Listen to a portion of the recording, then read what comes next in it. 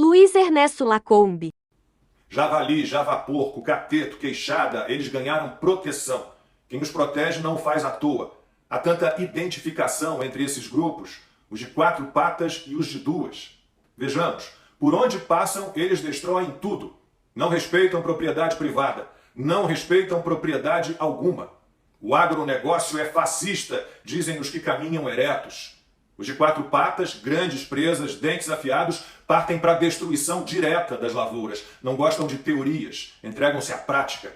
São todos selvagens, agressivos, raivosos, violentos, impróprios, inoportunos. Os de 2 patas ainda falam em controlar os meios de produção, mas, como os javalis e seus assemelhados, entregam-se mesmo aos meios de destruição. Vivem de sugar o trabalho dos outros. Os de 4 patas por instinto. Os de 2 patas por instinto, por inveja, egoísmo, preguiça, incompetência, maldade, mau caratismo.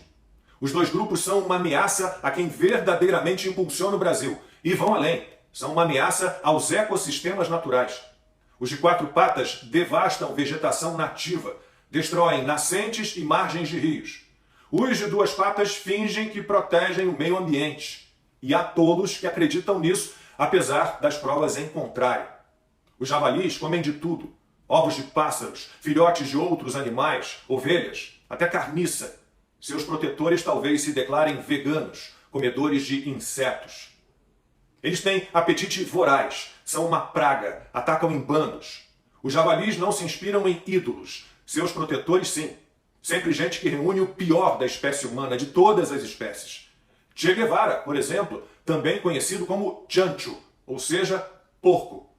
Os 2 grupos são mesmo dados a porquices e são vetores de muitas doenças. Os javalis, toxoplasmose, leptospirose, hepatite, salmonela, trichinelose, brucelose, raiva, febre maculosa. Os de 2 patas propagam tirania, autoritarismo, prepotência, burocracia, injustiça, pobreza, desonestidade, dissimulação, mentira, sordidez, fúria.